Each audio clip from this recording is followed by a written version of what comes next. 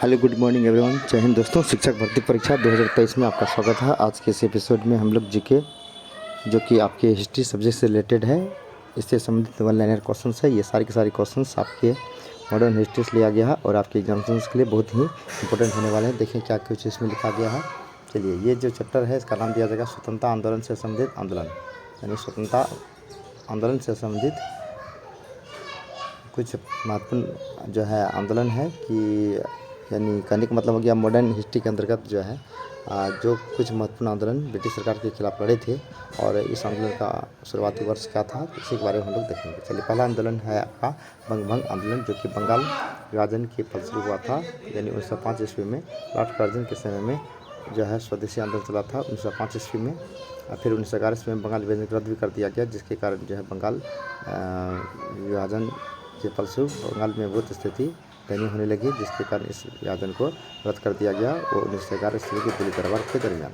ठीक है, तो बंगभंग आंदोलन 1905 ईस्वी में, जिससे स्वदेशी आंदोलन के रूप में भी जाना जाता है, और ये लॉर्ड कर्जन ईस्वी में हुआ था। दूसरा है मुस्लिम लीग की स्थापना। यहाँ दोस्तों, तो मुस्लिम लीग की स्थापना 1906 ईस्वी में आगा खां और सलीम उल्लाह खान ने किया था और इसकी स्थापना ढाका में हुआ था।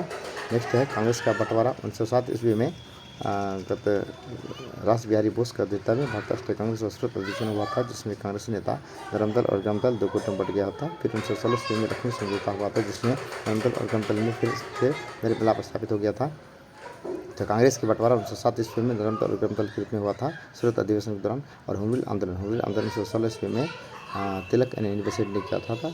हुलमिल आंदोलन तिलक यानी बेसेंट के दौरान 1916 में किया गया था। लखनऊ पैक्ट 1916 ईस्वी में, जहाँ दोस्तों जिसमें 1907 ईस्वी में रास बिहारी बोस के नेतृत्व में भारतीय राष्ट्रीय कांग्रेस का सूरत अधिवेशन हुआ था, जिसमें कांग्रेस नेता धर्मदल ग्रामदल दो गुटों में बढ़ गया। इसके पश्चात 1916 ईस्वी में डॉक्टर अंबिकाचरण मजूमदार का नेतृत्व में भारतीय राष्ट्रीय कांग्रेस का लखनऊ सम्मेलन होता, जिसमें धर्मदल ग्रामदल में फिर से मेल मिलाप स्थापित हो गया था। लखनऊ पैक्ट 1916 ईस्वी में हुआ था। और मोंटेग्यू घोषणा, तो मोंटेग्यू ट्रांसपोर्ट घोषणा जो है 20 अगस्त 17 ईस्वी में हुआ था।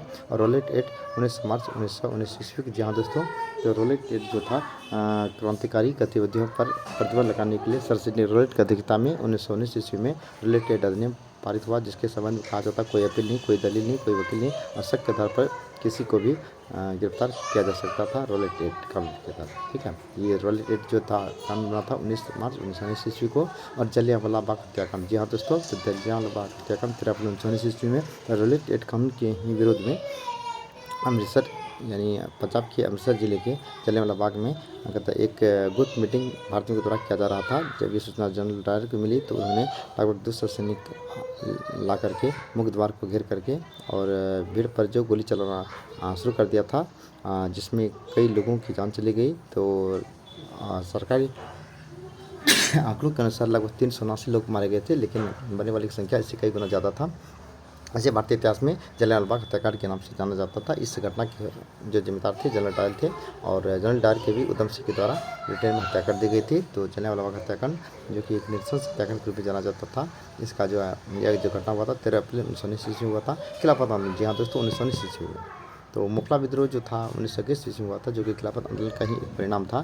खिलाफत आंदोलन अशोक आंदोलन की महत्वपूर्ण घटना थी। यह प्रथम विश्व युद्ध के बाद आरंभ हुआ। तुर्की का खलीफा संपूर्ण इस्लामी जगत का धर्मगुरु माना जाता था। गांधी जी ने खिलाफत आंदोलनकारियों का समर्थन किया, क्योंकि वह जानता था कि मुसलमानों से हमें सहयोग लेना है, इसलिए उन्होंने इस आंदोलन का समर्थन किया था। हंटर कमेटी रिपोर्ट, तो 1919 ईस्वी में जब जलियांवाला बाग हत्याकांड हुआ था, तो इसकी जाँच कमेटी गठित किया गया, जिसे हंटर कमेटी के रूप में जाना जाता है। तो यह सरकारी कमेटी था। 18 मई 1920 ईस्वी में हंटर कमेटी इन्होंने अपनी रिपोर्ट प्रस्तुत की। और कांग्रेस का नागपुर अधिवेशन 1920 ईस्वी में, तो कांग्रेस का नागपुर अधिवेशन 1920 ईस्वी में। ठीक है, उसके बाद अशोक आंदोलन 1 अगस्त 1920 ईस्वी में। तो गांधी जी 1920 ईस्वी में अशोक आंदोलन की शुरुआत किया था। और चोरी चोराकांड 5 फरवरी 1922 ईस्वी में, जी हाँ दोस्तों, तो रोलेट एक्ट कानून के दरमियान रोलेट एक्ट कानून के विरुद्ध में जब देश में अशोक आंदोलन चल रहा था, तो उसी समय उत्तर प्रदेश के गोरखपुर जिले के चोरी चौरा नामक स्थान में क्रांतिकारियों ने अपना विरोध प्रदर्शन करना शुरू कर दिया था। और गोली समाप्त होने पर भी भीड़ से बचने के लिए, और जिसके कारण ब्रिटिश सरकार ने फायरिंग भी किया था, और भीड़ से बचने के लिए भी एक थाने में छिप गया था, जिसके कारण क्रांतिकारी जो था थाने को घेर करके आग लगा दिया, जिसमें 22 पुलिसकर्मी जल करके राख हो गए थे। जिसके कारण कहता है गांधी जी को जब सूचना मिली कि हमारे आंदोलन का जो है लक्ष्य खो रहा है और हम लोग जिस उद्देश्य से आंदोलन शुरू किए थे सत्य अहिंसा के बल पर, ये इसके ठीक विपरीत है। इसके कारण गांधी जी ने 5 फरवरी 1922 ईस्वी को यह घटना घटी और 12 फरवरी 1922 ईस्वी को इस आंदोलन को स्थगित कर दिया, जिससे भारतीय इतिहास में जाता था। नेक्स्ट है स्वराज पार्टी।